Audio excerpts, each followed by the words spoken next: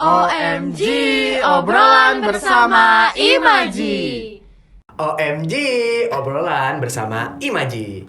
Oke, jadi kita udah siap banget nih buat nggali-gali tentang topik kita pada hari ini. Tapi kira-kira apa sih yang bakal kita bahas nih?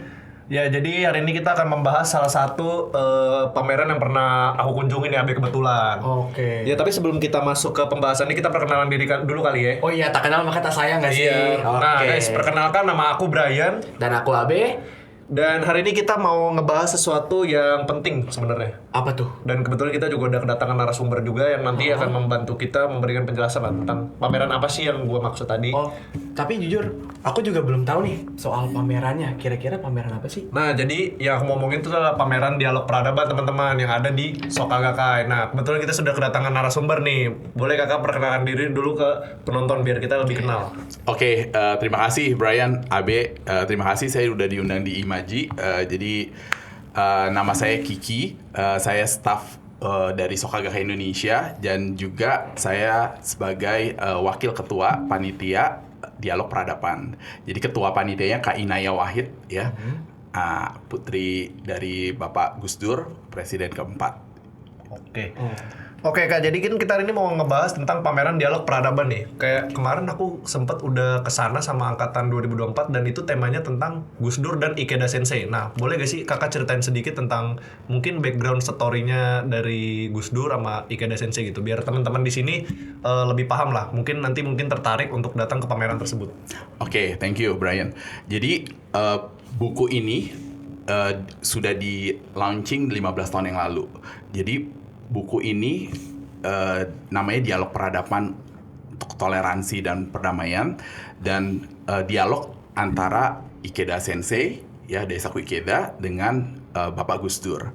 Nah, sebenarnya Bapak Gus Dur dan Bapak Ikeda ini akhirnya bisa ketemu di tahun 2002. Jadi mereka, Bapak Gus Dur tuh sebenarnya pernah baca bukunya Daisaku Ikeda, Choose Life atau Perjuangan Hidup, waktu beliau kuliah di Mesir. Jadi buku itu dialog antara Bapak Daisaku Ikeda dengan Arnold Toynbee, sejarawan Inggris. Nah, ketika dia membaca buku itu, dan dia suka banget dengan topik-topik di dalam buku tersebut, dan akhirnya beliau bertekad, Bapak Gus Dur, mau bertemu dengan dua tokoh yang di dalam buku tersebut. Dan akhirnya Bapak Arnold Toynbee, tapi sayangnya beliau meninggal ya di tahun 80. Terus dia akhirnya bisa bertemu dengan Bapak Ikeda Sensei tahun 2002 di Jepang. Gitu. Dan akhirnya pertemuan itu membuahkan satu buku gitu, karena dua tokoh perjuangan tentang perdamaian, pembela hak-hak manusia, ketika bertemu jadi satu buku gitu. Jadi ini memang buku peninggalan dari Gus Dur dan Ikeda Sensei kan? Yes. Aku belum baca sih bukunya. Sama, jujur aku kesana aja belum pernah gimana baca. Nah, aku mau nanya nih, Kak, dialog peradaban itu kan konsepnya luas banget nih ya. Nah, Kakak sebagai pengurus Sokagakai, apa sih tujuan Sokagakai ini sebenarnya untuk mungkin untuk menarik anak-anak muda kah, atau untuk menarik orang-orang yang memang suka sejarah gitu sama peradaban zaman dahulu, mungkin sejarah-sejarah gitu. Oke, jadi kalau ngomongin perdamaian sendiri kan kayaknya topiknya berat ya. Iya. Kayaknya kepala negara ataupun petinggi-petinggi aja yang memikirkan tentang perdamaian. Tetapi sebenarnya perdamaian itu konsep yang sangat kehidupan sehari-hari. Nah, makanya dialog itu adalah salah satu aksi nyata yang kita bisa lakukan. Karena tak kenal maka tak sayang ya kan. Ya, makanya ketika ada dialog hati ke hati dari sesama manusia dengan latar belakang yang berbeda, sebenarnya di situ adalah asal muasal dari perdamaian itu sendiri. Jadi perdamaian bukan berarti perang dulu baru damai, tapi sebenarnya perdamaian itu harus kita ciptakan. Harus ada interaksi, jadi nggak bisa cuman teori di dalam kelas atau cuman membaca, tapi harus ada interaksi. Nah, seperti ini kan kita Interaksi. sebenarnya konsep dialog ya. Iya, benar dialog. Yes, jadi disitulah ada mendengarkan, ada berbicara, dan pentingnya dari esensi hati ke hati bahwa semua manusia sama gitu. Ya intinya kalau misalnya ada permasalahan gitu harus diomongin dulu baik-baik gitu. Yes, Nggak harus kayak main otot gitu. Yes. Harus lewat kata-kata dulu lah, ngomongin baik-baik dulu. Benar-benar. Kan kalau kata orang tuh communication is key nih. Iya. Kayaknya penting nih komunikasi. Sebenarnya gitu juga Kak, aku juga bingung sama orang-orang yang apalagi kayak negara tuh suka perang-perangan kan. Yes. Itu kenapa kita misalnya nggak bertemu aja dulu misalnya terus ngomongin baik-baik. Ya mungkin susah ya buat negara karena kan apalagi negara-negara yang overpower, yang superpower gitu kayak Amerika, Rusia, Korea gitu-gitu. Nah, aku juga bingung tuh, Kak. Kenapa mereka kayak suka perang gitu daripada dialog dulu gitu. Mungkin memang susah kali ya. Ya. Jadi kalau belajar dari Ikeda Sensei waktu itu ada perang dingin ya tahun 70 sampai 80 beliau tuh pergi ke Tiongkok dan ke Uni Soviet waktu itu tapi ditanya gitu loh sama wartawan Jepang gitu loh, kamu tokoh Buddhis tapi kenapa ke negara yang komunis gitu loh. Nah, Ikeda Sensei langsung bilang karena di sana ada manusia, saya mau ketemu. Jadi ini kayak pentingnya memanusiakan manusia. Iya. Jadi penting banget karena ada manusia, kita nggak ada tentang label ya. Iya, Maksudnya label karena semua manusia itu sama gitu. Ya, jadi Ikeda Sensei itu dia nggak mandang ras, suku gitu-gitu. Pokoknya intinya selama dia manusia berarti dia berhak lah untuk hidup gitu ya. Iya, Nah, kamu nanya nih terus, kan banyak organisasi yang punya cara berbeda untuk menyebarkan pesan perdamaian nih, kayak Soka Gakkai. Kenapa Soka Gakkai itu memilihnya pameran gitu sebagai media utama untuk menyebarkan pesan perdamaian dan bukan kayak seminar atau konferensi besar gitu, kayak event-event lain mungkin? Oke, jadi sebenarnya ketika buku itu udah 15 tahun ya diterbitkan dan udah ditranslate ke 8 bahasa ya, maksudnya ada bahasa buku Dialog Peradaban tuh maksudnya udah ditranslate ke bahasa Arab, Prancis, Portugis, Mandarin sederhana, bahasa Jepang, bahasa Inggris, Melayu. Jadi sebenarnya buku itu udah lumayan berpengaruh di berbagai negara ya, makanya diangkat sama ketua panitianya Kak Inaya Wahid dalam konsep pameran. Tapi di dalam pameran Dialog Peradaban itu sendiri kita opening waktu itu tanggal 1 Oktober di Masjid Istiqlal. Jadi sebenarnya kita ke pending waktu di September karena waktu itu ada kayak kerusuhan gitu kan. Jadi sebenarnya kita udah mau start opening di situ tapi kan karena ada keadaan yang waktu itu akhirnya kita pending. Tapi kayak sebuah momentum juga pameran ini dalam situasi yang kayak relate gitu loh dengan kondisi yang ada di Indonesia. Yes. Jadi makanya akhirnya bisa dibuka di Masjid Istiqlal 7 hari 1 sampai tanggal 7 Oktober. Habis itu kita pindah ke Makara Art Center di Universitas Indonesia. Nah, di Makara Art Center itu dan di UI juga kita banyak bikin seminar sebenarnya. Jadi seminar dengan tokoh-tokoh yang kekinian juga ya, yang mereka profesional dalam bidangnya kayak profesor, terus ada yang tentang inklusif ya, maksudnya dari kayak Ari Kriting dari Indonesia Timur, dari sudut pandang inklusifnya gitu loh. Jadi sebenarnya konsepnya pameran kita tuh panjang sekali durasinya, tapi di situ kita ada ya seminar, ada talk show-nya juga, terus ada kebudayaannya juga, terus kita ada konsep pameran dan kita mendatangkan siswa-siswa juga SMP SMA sebanyak 103 sekolah dan dengan total 2.700 selama 25 hari. Banyak banget ya. Rame ya. Jadi memang pameran itu menurut saya adalah cara edukasi yang menarik. Tapi Kak Inaya Wahid pun dari awal selalu bilang ke kita panitia, kita mau bikin yang experience. Jadi pengunjung itu nggak cuman ngelihat foto, ngebaca teks, tapi di situ ada experience-nya. Nah, makanya itu sebuah tantangan bagi kita panitia untuk membuat sebuah pameran yang menarik, karena Gen Z kan sekarang maunya juga yang yang nggak mau baca-baca banget. Iya, mau ngelihat secara audio, visual, terus ada kita ngeprint kutipan-kutipan Bapak Gus Dur dan Bapak Daisaku Ikeda di kain, karena terinspirasi kayak teman-teman pernah nonton film Sore, di situ ada kayak pameran exhibition terus kain gitu. Jadi itu pun jadi spot buat anak-anak Gen Z itu foto terus upload ke social media dengan kutipan-kutipan yang bagi mereka ini Keren. kena nih ke saya relate gitu ya. Jadi memang konsep pamerannya memang beda ya. Kita bikin kayak card game juga, membedah satu buku itu dengan kita bekerja sama dengan Pak Philip yang profesional di bidang board game. Jadi poin-poin penting dalam buku itu dikemas ke dalam card game dan bisa dimainkan jadi seru juga gitu. Siswa dan guru-guru juga sangat seru banget dengan membedah buku Dialog Peradaban dengan membuat dengan card game gitu. Oh, benar banget. Berarti kayak kita kan Gen Z nih, kita udah capek, biar nggak capek baca, kita main aja gitu. Kita biar merasakan. Berarti juga. ini memang sudah dipikirkan oleh ketua panitia sama kakak sendiri untuk gimana sih biar cara, apalagi mahasiswa atau siswa-siswa gitu biar nggak bosen gitu ke pameran. Yes. Karena konsepnya bener banget, di image orang tuh pameran ya udah ngeliat terus ikutin alur gitu loh. Tapi kalau kita bikin yang berbeda karena mau memanusiakan manusia sebenarnya. Oke, balik aja kayak di sini. Yes. Aku sensei bilang ya. Oke. Tadi kan udah disebutin nih di depannya gimana. Sekarang aku mau nanya Kak, gimana sih behind the scenes-nya gitu. Kan ini gimana cara Kakak ngerubah dari bentuk buku menjadi bentuk visual seperti pameran gitu. Kira-kira apa sih kesusahannya gitu? Ya, makanya kita terima kasih banget karena ketua panitianya Kak Inaya Wahid ya. Kak Inaya Wahid juga banyak kenalan seniman-seniman. Jadi teman-teman tahu ketika kita berdiskusi konsep, kita sampai ke Art Jog gitu. Ke Art Jog di Yogyakarta. Waktu itu di bulan Juli ada Art Jog.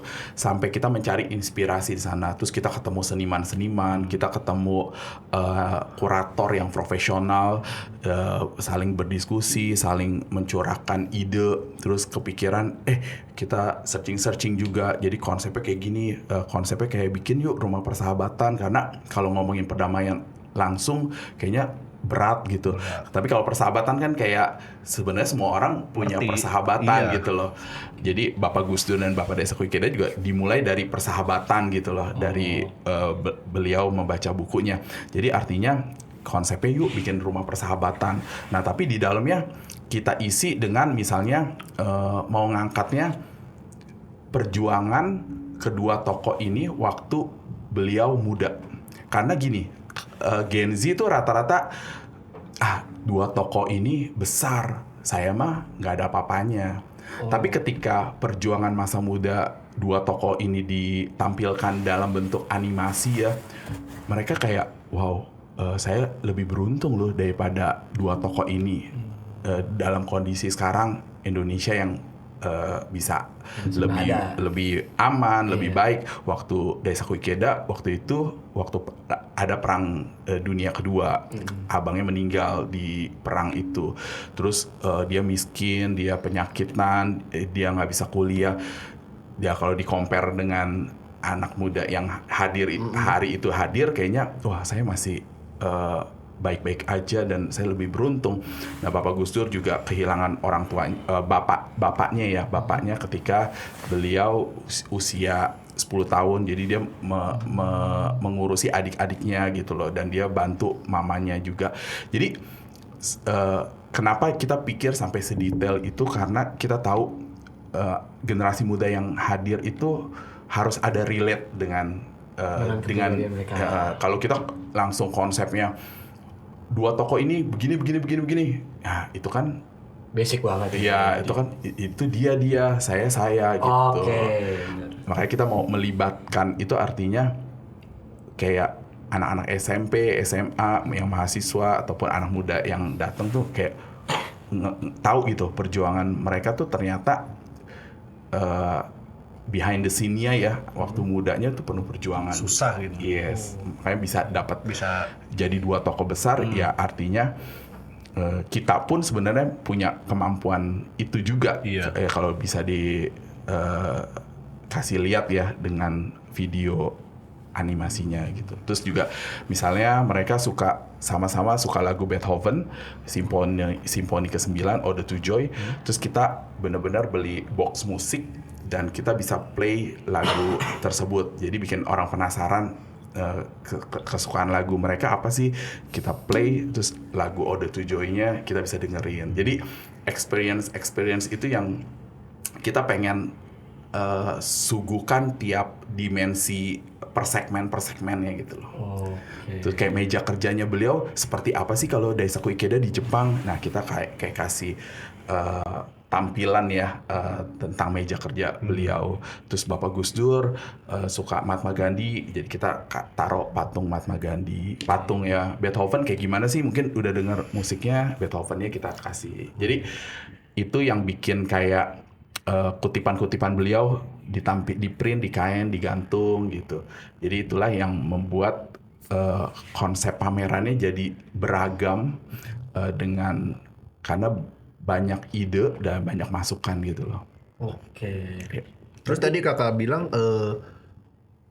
Gus Dur dia menaruh patung Mahatma Gandhi. Berarti Gus Dur ini emang dia, apakah dia ngefans dengan Mahatma Gandhi atau dia menjadikan Mahatma Gandhi itu sebagai inspirasinya? Iya, jadi Gus Dur sangat ya pasti Mahatma Gandhi kan menginspirasi banyak orang ya, dan salah satunya ya Bapak Gus Dur. Bapak Ikeda pun sama beliau sangat respect banget dengan perjuangan Mahatma Gandhi. Jadi bayangin aja Bapak Daisaku Ikeda Buddha, Bapak Gus Dur Islam, tapi suka dengan tokoh Mahatma Gandhi yang dari Hindu gitu. Jadi inilah yang sebenarnya pengen kita buat experience-nya gitu loh, bahwa ternyata dua tokoh ini yang hobi baca buku juga banyak kesamaan gitu, menyukai lagu klasik, terus menyukai perjuangan kayak seperti Mahatma Gandhi gitu loh. Oke, berarti dialog peradaban itu sendiri merupakan hasil sharingan, hasil dari antara Gus Dur sama Daisaku berarti sensei ya? Iya. Oke, tapi aku mau nanya deh, Iya. kalau misalkan nih, kan kalau di Soka Gakkai Indonesia itu tadi kemarin katanya Gus Dur sama Ikeda Sensei. Nah, tapi kalau misalkan Soka Gakkai di negara-negara lain, apakah pamerannya sama juga? Apa berbeda? Oke, jadi kalau contohnya di Amerika ya, kita pernah baca mereka bikin pameran Gandhi King Ikeda. Jadi Mahatma Gandhi, Martin Luther King Jr. sama Ikeda Sensei gitu loh. Jadi mereka ada pameran tersebut gitu loh. Terus misalnya Ikeda Sensei dengan Chou En-lai. Jadi sebenarnya memang terus kalau di Afrika Sensei dengan Nelson Mandela gitu loh. Jadi memang Ikeda Sensei berdialog dengan banyak tokoh-tokoh ya. Tapi Ikeda Sensei pun berdialog dengan generasi muda ya, dialog dengan kelompok-kelompok kecil, dia nanya kepada anak-anak SD, SMP, SMA, tanya jawab juga. Berarti Ikeda Sensei ini merangkul banget orang. Iya, merangkul banget semua manusia, mau dewasa, anak kecil, anak muda gitu. Semuanya dialog. Iya, supaya mereka mendapatkan pelajaran mungkin ya Kak, tentang perdamaian gitu. Yes. Terus aku mau nanya nih Kak, setelah pamerannya selesai kan misalnya nih, jenis feedback atau umpan balik apa sih yang Kak Kiki sama teman-teman panitia lain gitu harapkan gitu dari yang berkunjung gitu, mungkin seperti apa feedbacknya yang mungkin diharapkan dari panitia-panitia? Oke, jadi sebelum itu mungkin saya mau cerita ketika pameran kemarin yang di Soka Gakkai ya, mahasiswa Kwikiangi dan teman-teman dari Imaji juga sempat datang. Terus kita karena waktu di Soka Gakkai itu melibatkan SMP dan SMA ya, jadi kita juga berkonsultasi sama dinas pendidikan bahwa yang datang itu harus ada perwakilan misalnya dari sekolah negeri, sekolah swastanya bisa kita pilih yang Kristen, sekolah swasta Katolik, dan misalnya sekolah Muhammadiyah. Jadi ketika itu dikumpulin bersatu, nah disitulah konsep memanusiakan manusia. Jadi ketika mereka turun dari bus sekolah, kita welcoming kayak selamat pagi, selamat datang, terus minta benar-benar ditemenin tamu yang hadir, siswa yang hadir, dari taruh sepatunya, taruh keraknya, kasih lihat unjukin arah toiletnya, terus naik ke lantai 2 untuk kita bikin ice breaking bersama. Jadi memang kesan yang didapatkan ya tentunya mereka merasakan bahwa wah, pameran yang didatengin konsepnya memang berbeda sama di bayangan mereka, karena mungkin siswa sering datang ke museum, undangan-undangan pameran ya cuman datang ngelihat udah. Tapi di pameran dialog peradaban memang maunya kita memanusiakan manusia. Jadi si anak-anak siswa bisa mendapatkan experience ketika berbeda dengan latar belakang. Kita buat ice breaking bagi kelompok, terus mereka tur pameran, ada pemandu yang ngejelasin, terus ada bermain card game dari kartu dialog peradaban, terus ada FGD. Jadi FGD-nya itu sendiri sebenarnya aksi nyata dari dialog, ya kan, kelompok kecil. Kita tanya kecemasan masa mudanya mereka, SMP, SMA, terus problem-problem apa yang mereka hadapin, solusinya sebenarnya apa sih ketika problem itu mereka utarakan, terus sama bagaimana menjaga kesehatan mental, terus bagaimana perdamaian itu bisa diaplikasikan di sekolah. Jadi itulah yang membuat mereka terkesannya adalah sebuah interaksi dan seru, dan panitianya benar-benar ngeblend sama mereka. Jadi mereka pulang tuh kayak ya kayak gitu, nggak mau pulang gitu. Jadi Seru nih. jadi seru gitu loh, karena pas jam 12 sih mereka harus pulang kan, kembali ke sekolah. Tapi esensi yang kita mau adalah mereka mengerti bahwa pentingnya memanusiakan manusia. Mereka penting bahwa mereka jadi agen perubahan, duta perdamaian demi generasi akan datang. Karena perdamaian yang sekarang kita nikmatin tuh sebenarnya perjuangan dari Bapak Gus Dur, pendahulu-pendahulu kita yang udah 20 tahun, 30 tahun, 40 tahun, 50 tahun, mereka buat fondasi perdamaian untuk Indonesia. Nah, kita generasi muda, Gen Z, Gen milenial, Gen Alpha, sekarang saatnya kita anak muda membuat sebuah aksi nyata untuk perdamaian ke depannya buat anak cucu kita. Jadi makanya penting banget pesan ini sampai ke generasi muda, dan mereka bisa lakukan hal-hal kecil sebenarnya. Nggak nunggu jadi presiden baru ngomongin tentang perdamaian, mesti jadi menteri luar negeri misalnya ngomongin perdamaian, enggak. Jadi bisa dimulai dari sekarang dengan kondisi kita dimanapun kita berada. Oke, berarti sebelum ke orang lain kita harus balik ke diri kita dulu ya. Iya. Jadi nggak harus tunggu jadi presiden atau tunggu jadi orang besar lah, misalnya yang harus ngomongin kayak menurut gue penting nih, tapi tunggu nanti aja dah, tunggu gue terkenal baru ngomongin gitu, nggak harus. Tapi kan tadi menurut kesan dari para pengunjung. Kalau misalnya dari kakak-kakak panitia sendiri ada gak kesan yang misalnya kena banget gitu pas event?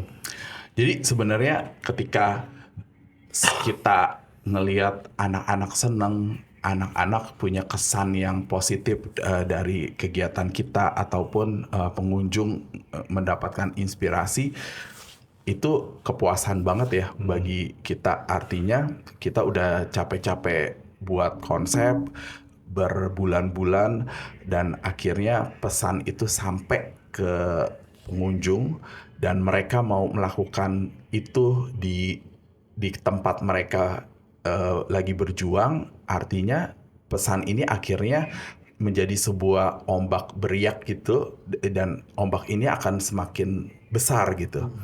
Jadi itu sih yang panitia seneng ketika mereka kayak punya kesan pameran ini sangat memanusiakan manusia. Seperti theme songnya ya, waktu itu Kak Inaya juga bikin theme song, perbincangan juga, liriknya juga sangat bagus, yaitu salah satunya memanusiakan manusia gitu. Oke. Tapi aku penasaran deh. Tadi kan katanya mereka buat card game ya katanya. Iya. Nah, itu card game-nya itu kayak gimana sih bentukannya? Mungkin bentukannya kayak kartu remi atau kartu Uno, itu kayak gimana sih? Aku penasaran deh. Ya, jadi saya nggak bawa lagi. Jadi kartunya itu sebenarnya sebelum dibikin kartu, buku itu diulas poin-poin dari bab-bab pentingnya, terus dari di bawahnya quotes-quotes, kutipan-kutipan dari poin penting itu.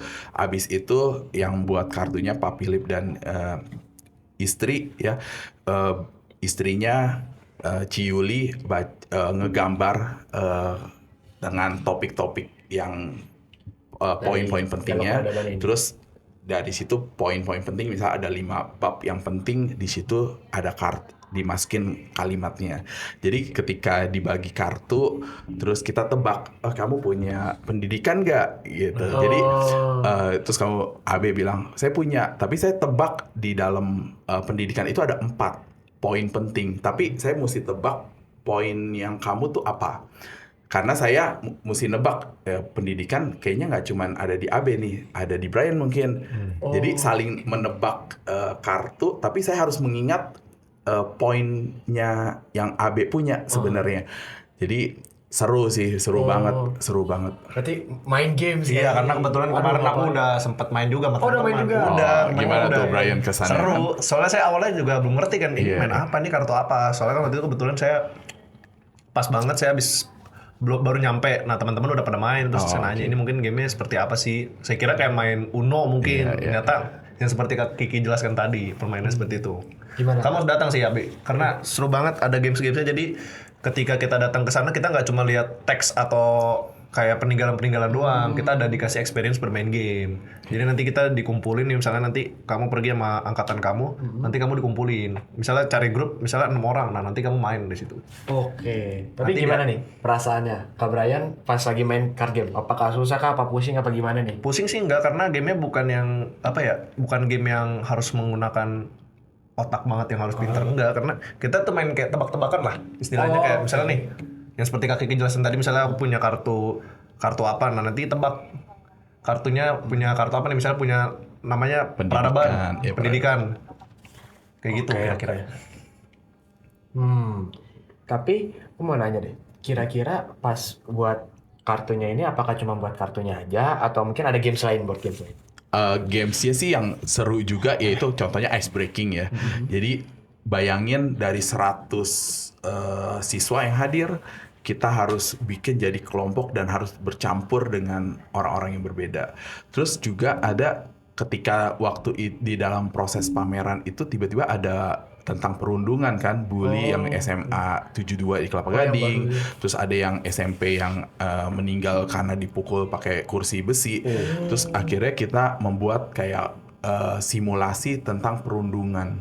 Jadi di situ dapat rasanya. Jadi gimana sih korban perundungan itu dengan simulasi yang kita buat itu dapat banget gitu loh.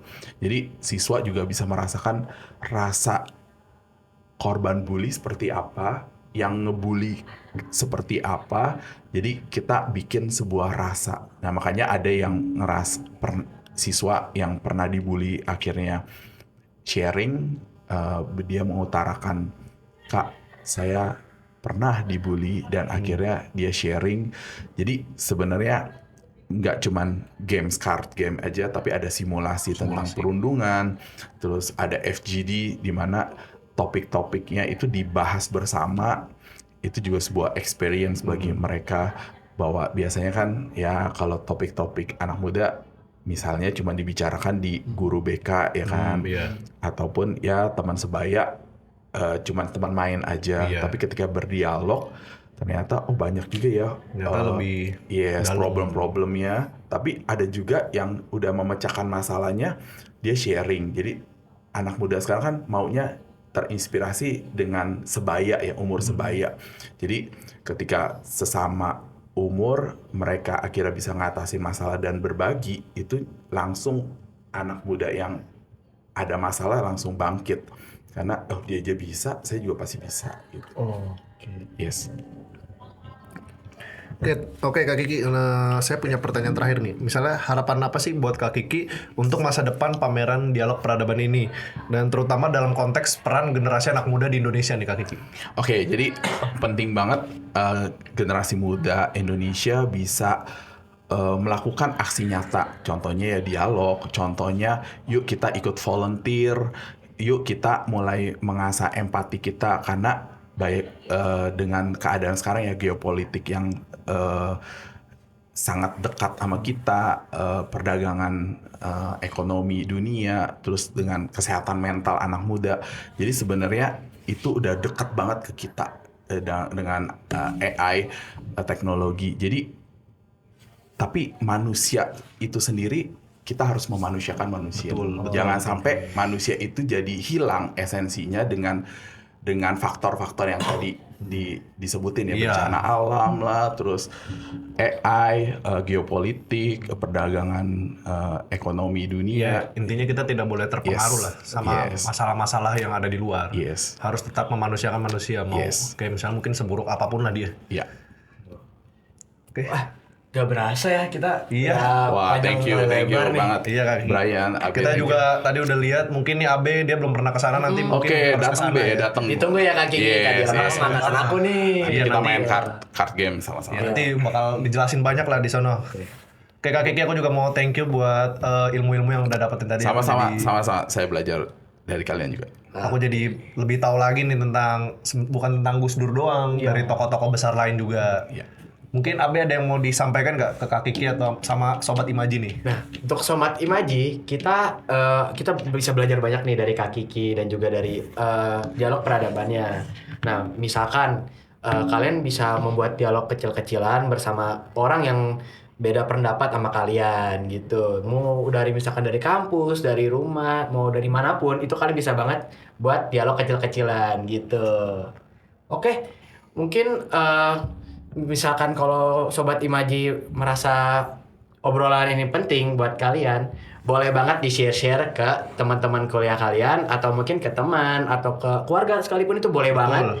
Nah, jangan lupa di-follow juga semua medsos kita ada dari YouTube OMG ya? Iya betul, Ada dan juga OMG. Instagram kita yaitu Imaji. Betul banget. Dan gak cuman itu, jangan lupa like, comment, and subscribe. Dan jangan lupa kalian follow juga IG-nya Instagram Pameran Dialog Peradaban. Di situ kalian udah bakal dapet update-update lah. Jadi nanti kamu juga boleh nih langsung follow aja. Oh, oke. Karena di situ ada update-update event-event yang baru ya, Kak. Iya. Karena kemarin aku juga follow kebetulan. Oke, Oke Kak Kiki, Thank mungkin you, segitu aja. Brian, Terima Abe. kasih Sobat Imaji dan sampai jumpa di episode selanjutnya. Bye-bye. See you.